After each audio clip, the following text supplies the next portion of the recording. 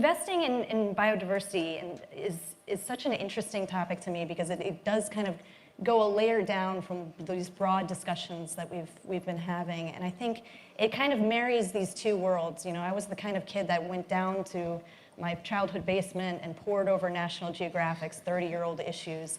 And today I sometimes live in a cold world of economic data and investing, which we'll talk about today. So part of what we're trying to do here is marry those two worlds and talk about, importantly, why it matters. So I just want to, coming from the economy world of reporting, I want to start out with a stat. Investing to protect biodiversity in Southeast Asia alone could mean more than $2.19 trillion in benefits a year, according to the Academy of Sciences Malaysia. So just to start to frame the discussion, I don't want to get too bogged down in definitions, and we had a whole great panel on taxonomies earlier this morning, but if we could just start by sort of framing what we're going to talk about today. What do we talk about when we talk about biodiversity? And specifically for Anderson, in the corporate world, making that case has become a bit complicated, right? And so I want to hear from you, what do all these definitions swirling around mean for trying to define success in one kind of collective way? So maybe you can start and then we can go. Sure. Michelle, thank you again, and good morning, everyone. Biodiversity is a very interesting topic because in the environmental side, everyone's talking about carbon, but people forget that carbon is something that you cannot see. Biodiversity, you can, right? And a big part of carbon is biodiversity. There are ecosystem services that is provided through biodiversity. So I'm a little bit earlier on in this sustainability space. In 2015, in COP21 in Paris, actually, our company, which is a plantation but manufacturing also company, we committed 1-for-1. So 1 hectare of conservation and restoration for every hectare of plantation we have. So in this 7-year journey, we've invested over $100 million, and we have about 400,000 hectares of conservation and restoration. Just to put that into perspective, it's about 6 times the size of Singapore. And we never started this project as a carbon project. We actually genuinely focused on the biodiversity element. But now it has paid off. In the last 2 years, the carbon market has really picked up and able to put $1 on a standing forest, right? So this is very, very interesting.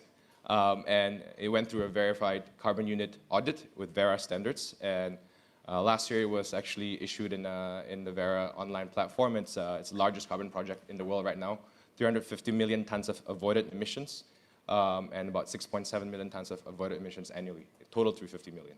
So I think biodiversity as a topic will be intertwined with carbon, and it has a huge role to play because we need to protect what we can see and what we can feel so that we can appreciate the carbon.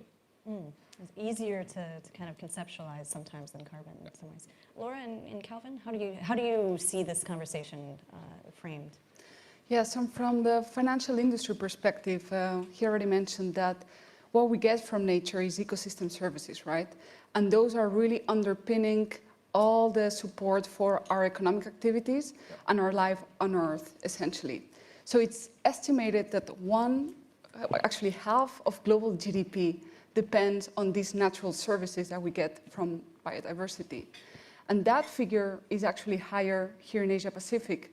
2/3 of the regional GDP strongly depend on these natural services that we get from ecosystems.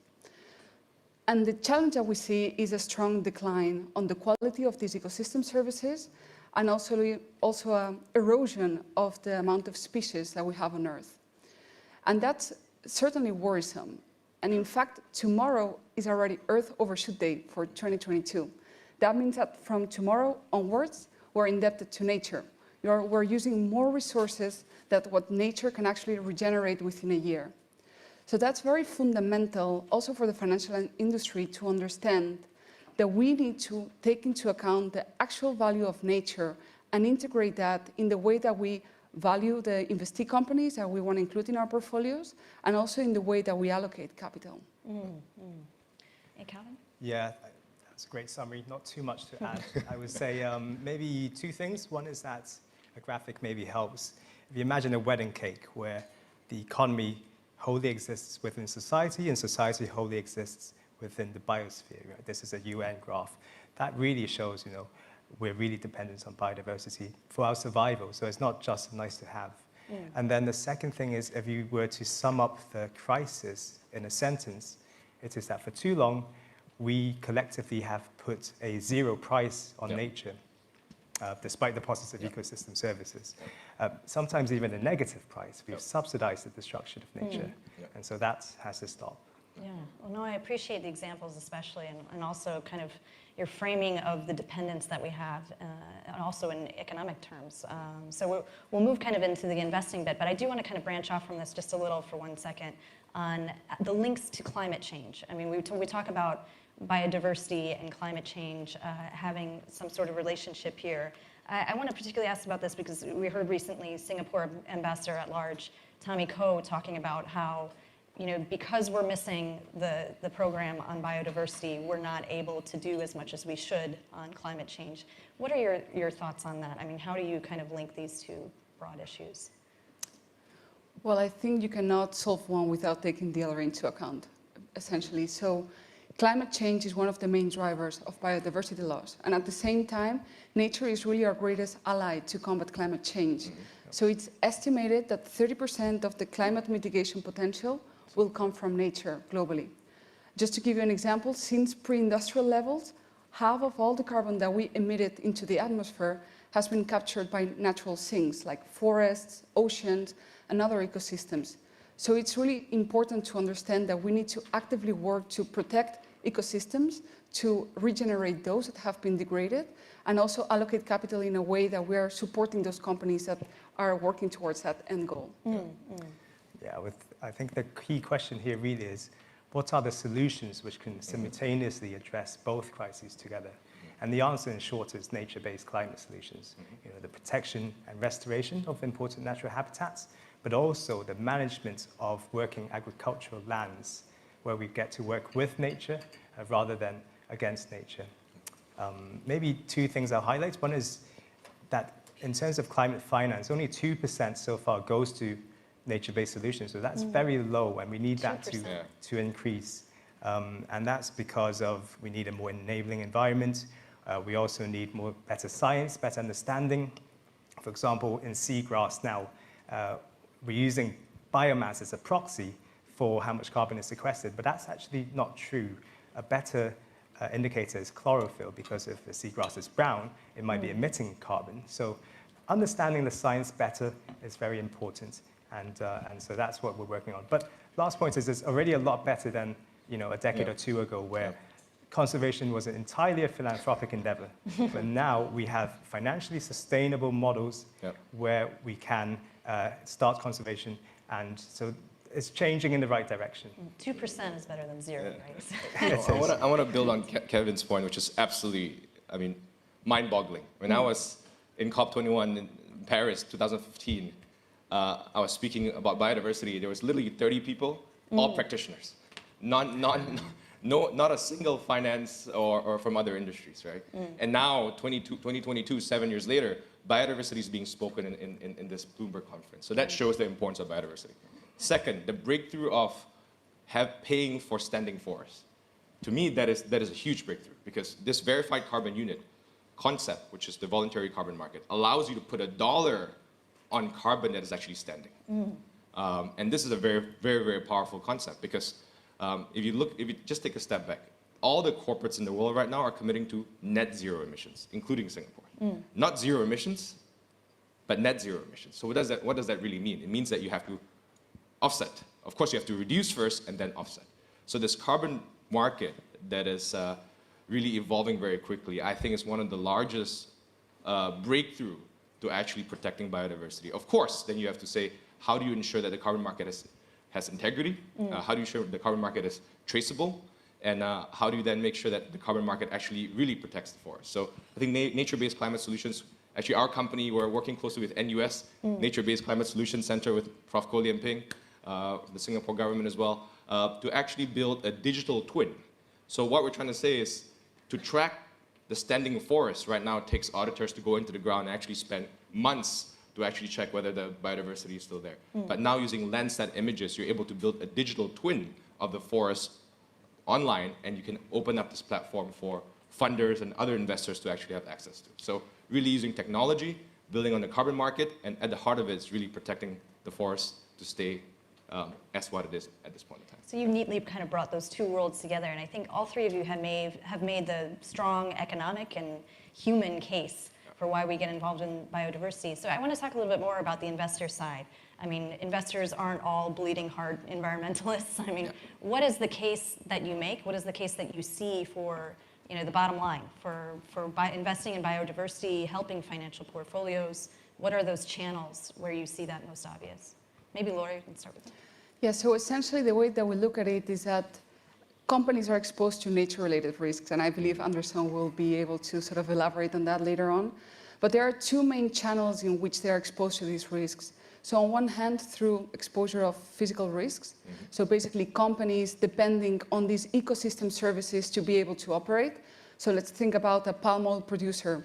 They need good quality of the soil, low level of land degradation, availability of water to irrigate the crops. So fundamental service that we get from nature, right? So that's one angle. And then the other one is more on the transition risks. So that's more looking at how companies are actually impacting the key drivers of biodiversity loss. So for example, land use change is one of the key issues in eroding terrestrial ecosystems. So companies in the agricultural sector will really have to take into account how they are managing the risks around exposure to deforestation across their supply chain to make sure that they don't face issues in selling their products in countries where they're implementing restrictions in importing commodities linked to deforestation.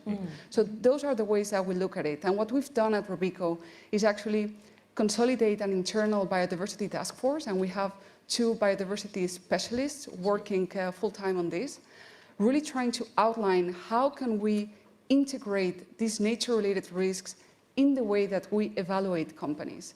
So the first step that we took already last year was to do a sector-level analysis and understand which sectors we have the highest exposure to and have those clear impact on biodiversity loss drivers.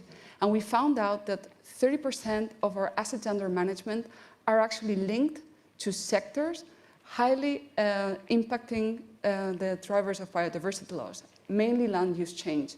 So you can think of agricultural, forestry, but also apparel, for instance, and their dependence on natural fibers for the production. So that was just a step to get that sort of heat map and understand where are the key risks across our portfolios. And now what we're working on is actually developing a framework to really understand and better capture at the company level, how can we take into account all these nature-related risks in the way that we assess the sustainability performance of those companies in our portfolios. So a lot of it too is about the risk side. A lot of what you've outlined is more kind of defensive in terms of mitigating, legislation, maybe regulation that's coming down the line. Okay. Kelvin or Anderson? Yeah, as an impact investor, we look at more perhaps the opportunities related to this. In terms of the risks, Task Force for Nature-Based Financial Disclosures, TNFD, that's very important. Just a few comments. It's voluntary. We would like to see it go mandatory in the future. That would be great. And also, it needs to be sped up a bit. Maybe I chime in a little bit from the biodiversity topic wasn't a large one in the last few years. It was very driven by carbon and climate and reduction of emissions. But last year, we issued quite a large sustainability-linked loan, one of the largest in Singapore, $1.65 billion last year. And we actually tied a few KPIs specifically on biodiversity. Actually, it was 2 KPIs. One is 0% of biodiversity loss. And if there's any loss, we have to restore or conserve it back. And second is additional conservation gains, actually. So when we first introduced this KPI to the syndicate loan banks, actually they were actually surprised, because most of the KPIs within companies are actually focused on emissions reductions and on the social side. So again, it's really putting money in the game. If we miss that KPI, it's 5 bips. It is money, right? So in the end, is how do you share that risk with companies? How do you align interest? People think sustainability-linked loan is just a loan. Actually, it was incredible as a corporate because it aligned our whole organization. The banking team, the operational team, the sustainability team, the finance team actually had to sit down together for days, try to figure out some of these KPIs. Because previously, in a voluntary commitment situation, you have the sustainability and the CEOs making decision. But if it's KPI linked to actually real numbers, everyone gets aligned. So I think bankers and financiers, I think small little things makes a huge difference for companies. I think most loans in this region should be SLL eventually. And I think managing risk is about aligning interests. So if there's that biodiversity loss for the companies, the company must take action on the ground. And I think that's really, I think, coming from the company side, it's very important for us to actually be able to act on the ground and make a difference. I want to follow up on that just from the corporate perspective, because you kind of addressed, Anderson, a lot of the investment side of things and where they're putting their money. If you think about it from the millennial generation perspective, I mean, we hear a lot about how millennials are putting their spending toward companies and other goods and services that share their values. Yeah. I mean, do you see this playing out as one of the main corporate motives to kind of respond to that generation's needs, or are there other motives that you see, and particularly on biodiversity, where companies are feeling the need to get involved? So 3 points on that. I think first, why the millennial generation cares, because they're young. And if climate change is going to happen, it's going to happen maybe 30, 40 years down the road. And we're going to bear the brunt of the climate change, right? So that's first. Second is actually a very crowded space, truth be told. Yeah? There are a lot of products that are being sold in the market, really using sustainability advertisements or marketing tools. But if you dig deeper, actually a lot of it's the packaging side. I mean, the inside is actually still fundamentally having a lot of issues. So there's a lot of noise. And I realized that the next generation now, like my generation, 30-something, we have to ask a lot of questions. And actually, I get a little bit cynical with a lot of the sustainability products, right? Last but not least, actually, it's sustainability should not only be for the elites. Sustainability should not only be for the developed countries, right? I'm Indonesian. I grew up in Indonesia. I spent some time in Singapore as well. But our goal is to really make sustainability widespread, accessible to everyone, and that's how you move the needle. So at least as a young person, I hope that sustainability is accessible to all, and that requires structural changes. Laura and Kelvin, do you have any thoughts on what the motives you see from the company side in terms of getting involved in biodiversity? Want to go first? No, I think absolutely Anderson highlighted very good points here, right? We really have to dig deep as investors to make sure that it is not greenwashing, that they have the right incentives deep down. So.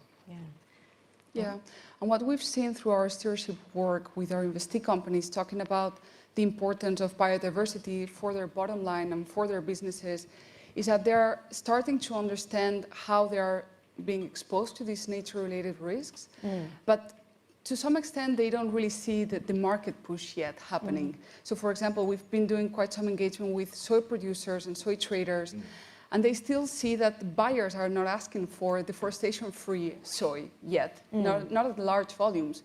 So there is a challenge there on how do you align the interest of all stakeholders to really make sure that you can move the needle. And I think there is certainly at the moment, like increasing awareness about the importance of, working around biodiversity laws and taking that into account in the way that we build our business strategies or investment strategies as well.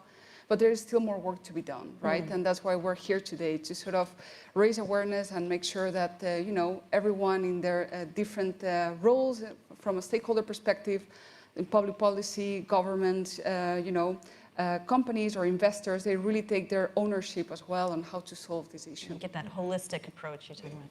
Yeah, I want to go back to something Anderson said earlier about, well, we were talking about marrying these two worlds of people on the ground and those investors.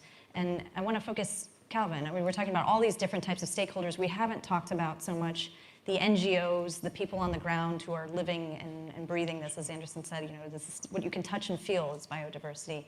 So I want to hear from your perspective. I mean, what are some concrete ways that you can connect those folks who are living and breathing these biodiversity issues and challenges every day to the investors, to the companies, to the corporates, to the folks that are maybe sitting behind their computers most of the day and not seeing firsthand what's happening out there in the real world? Yeah, that's a great question, Michelle. I think really the key question, because local communities have to be at the heart of the solutions here.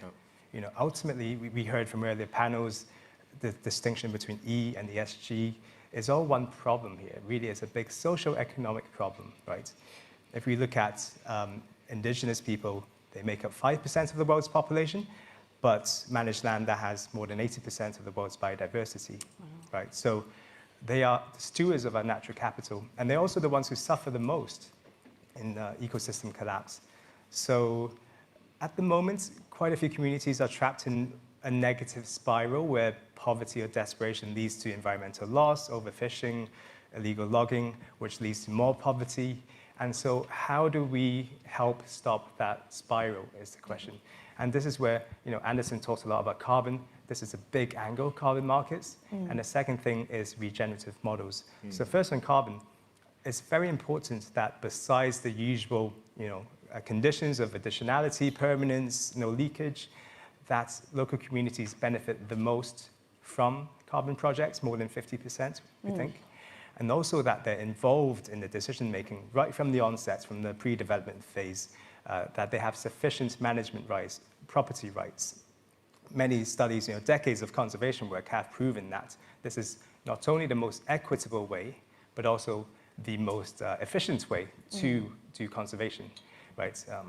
If I give an example, a 10-year study in a bird's head seascape in Indonesia showed that fish biomass in marine protected areas that are well managed by local communities are significantly higher than ones which are not, right? And also communities get to keep the upside. So that's, I think, very important for carbon. The second thing is regenerative models, where now we can stop the negative spiral with a body of work from all around the world, with lots of scientific research. We now have techniques where we can regenerate the earth rather than degrade it, whilst we bring about economic growth, right? So I'm talking about things like regenerative agriculture, where we prioritize soil health, maybe agroforestry in Asia, in Nepal, India. Can we bring that, say, to Indonesia, right? Where, you know, 40% of palm is owned by smallholder farmers. Can we have perhaps a multi-strata system where you have palm trees and underneath you have coffee, cocoa, jackfruits, and so on, right? Where you have a lot of social benefits from improved incomes, but also environmental benefits. I'm talking about things like seaweed, for example, where we can farm that offshore in a blue desert where there was no life before and you can bring life there. And many other solutions which are more nascent, so for example, using mangroves as a keystone species, regenerating the desert and then having shrimp and fish production from that. So all of these solutions are key to us. I think it's our job as impact investors to fund the viable models, because a lot of them are still very nascent. And at the moment, they're not ready for institutional investors. So ultimately, impact investors have to lead the way and then hopefully make these scalable solutions, because that's a big problem, right? A lack of bankable projects to invest in. It's not a lack of will, it's not a lack of financial capital, but a lack of investable projects. So it's about bringing about those projects. Well, it certainly helps to hear that detail and those specific examples. I'm sure that's the case that you have to make even for the impact investors, is specific projects and successful case studies that can help them kind of visualize where their money's going and how it can make the most impact. We don't have a whole lot of time, and I'm seeing this menacing countdown clock here, but I do want to ask, first, you know, what are each of your biggest fears on this issue? I mean, is it just political intransigence, that we know what we need to do, but we're not doing it? Or are there other things that just worry you about how we're tackling biodiversity and investment? Yeah, if I can kick off, I think the biggest challenge that we face is that we don't have a global goal for nature, right? And we've seen that with the topic of climate change, when the Paris Agreement was consolidated, there was a clear metric and end goal. We want to achieve net zero by 2050. And now, you know, all the different stakeholders are sort of figuring out how to get there by 2050. But at the moment, we don't have that goal for nature. And that's why all eyes are on COP15, happening in December in Canada, where global leaders will come together and we'll really talk about putting together a framework on what type of biodiversity goals we need to achieve globally, right? And the challenge here is that biodiversity is a complex issue. So it's not going to be a CO2 emission metric and we need to reduce that by 2050. It's going to be much more complex than that. So they are talking about like a range of goals that they want to set up, like reversing nature loss by 2030 and having like 30% of conservation on different ecosystems. So if we want to achieve that, it's going to require a wider range of tools for investors as well on how we start measuring the overall, ambitious level of our investee companies to achieve that target. So I think that perfection is actually the enemy of the good. So we should not aim to achieve like a golden standard on how we measure biodiversity. We need to be a bit more creative and flexible around that. And I think the only way to achieve that is if we have that sort of agreement from COP15 and we work together with the companies and with the governments to really find out solutions. And break it down into smaller goals maybe and move on from there. Yeah, Kelvin, Anderson? The political factor is a concern. I think we could have better institutions, better environmental laws, of course, better enforcement and so on. But it's worth focusing on the root cause of biodiversity loss, and that's the food system and land use change. And so for me, that's the worrying part. We still have an incessant rise in the demand for global commodities, whether that's palm oil, rubber, timber here in Asia, or soybeans and cattle in the Amazon, for example. So, how do we manage that when global populations are rising, diets are changing? And that's a discussion worth half an hour alone. Yeah. It's we got to change, I think, diets, eat less meat, which is not regeneratively grazed. We need to, I guess, put price on the negative externalities that industrial agriculture generates, and so on. So many of these angles we have to work towards. Well, that's a very helpful point because I think that's where it touches on the consumers who we haven't really talked about as much in this conversation. Yeah, consumer awareness is very important. It's something where they can see and feel, the impact on biodiversity. Interesting. Michelle, my biggest fear is short-termism. That people start thinking quarterly, even annually. We see it happening as we speak. I think I saw an article that BlackRock is taking a little bit of a step back on ESG because of the Ukraine-Russia war. So sustainability and biodiversity takes time. It takes commitment, and it takes years and years to implement. And if companies are held in a capital structure that rewards quarterly earnings only, then it's very, very difficult to invest in biodiversity. So my biggest fear is how can we move companies from thinking from quarter to quarter to year and 3 years and 5 year plans. And some of it is regulations, some of it is voluntary market, but a big part of it is consumers. Again, the younger generation, or whoever that's consuming, need to make the right decision. And I hope the regulators can point us the right way. Which are the products that are really sustainable, and which are the products that are trying to be sustainable. Yeah, that quarterly reporting, we've heard a lot of companies complain about across subjects, but I can see how, particularly for this one, you get in a trap there.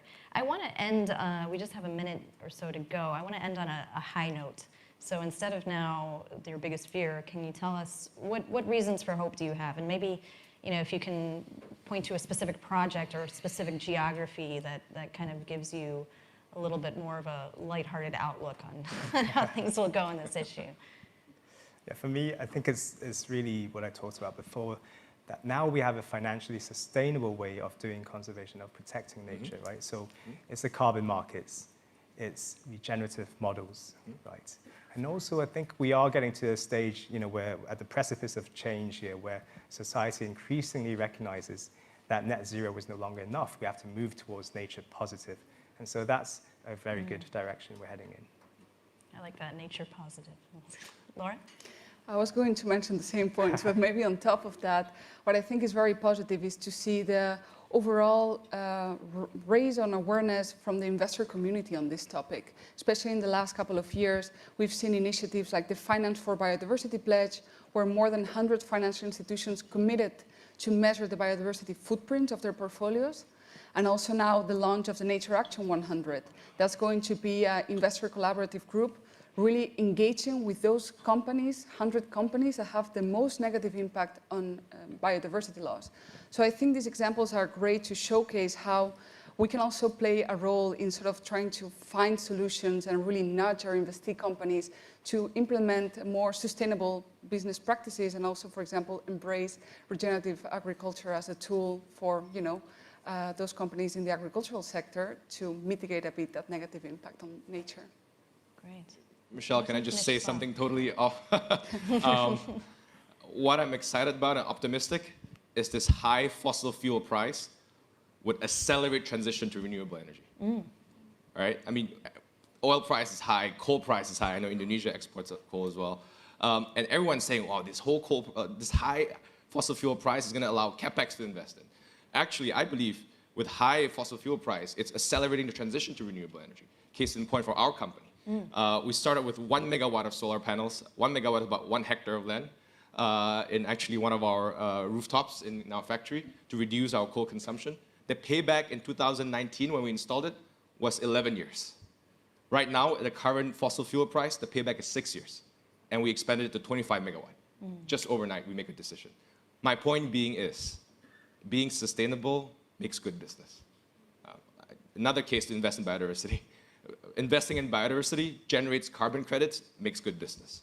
So I think if I could take away something is, there are a lot of things that we can do that is sustainable, that is good for biodiversity, and make good money out of it. So I think with that intention in mind, I think we can make the next few years ahead much better. Well, this is great. It's good to end on a high note. I think we got a lot of stark statistics, and that's ringing in my head, Kelvin, what you said about 2% of climate finance being nature-based. So a lot of room for improvement, but thank you all for your fantastic insights, and we hope this conversation continues. Thank you all. Thank you, Michelle. Thank you.